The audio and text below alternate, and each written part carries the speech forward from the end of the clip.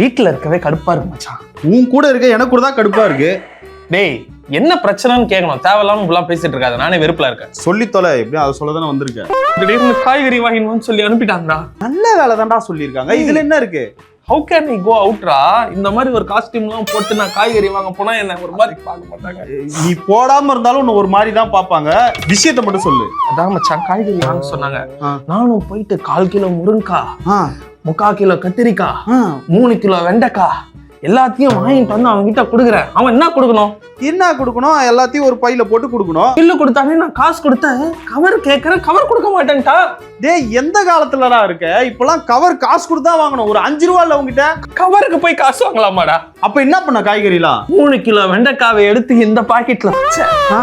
3/4 kilo கத்திரிக்காவை எடுத்து இந்த பாக்கெட்ல வச்சேன். சூப்பர்ரா.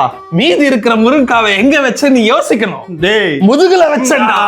ஓகே ஓகே, வச்சிட்டு வீட்டுக்கு வந்தியா? வீட்டுக்கு வந்து பார்த்தேன் முருங்கைக்காய் இருக்கு. இங்க என்ன வச்ச?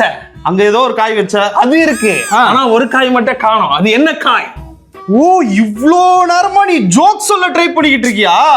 வாழ்க்கையில சிரிக்கணும் மச்சான். இந்த மாதிரி ஜோக் சொன்னா சிரிப்பாங்கன்னு சொன்னாங்க. அதான் உன்னை சிரிக்க வைக்கலாம், சந்தோஷப்படுத்தலான்னு வந்தேன். எனக்கு தெரியல, நீயே சொல்லு. பாக்கெட்ல வச்சு காணாம போன காய் என்ன காய்னா அதுதான்டா கத்திரிக்காய்.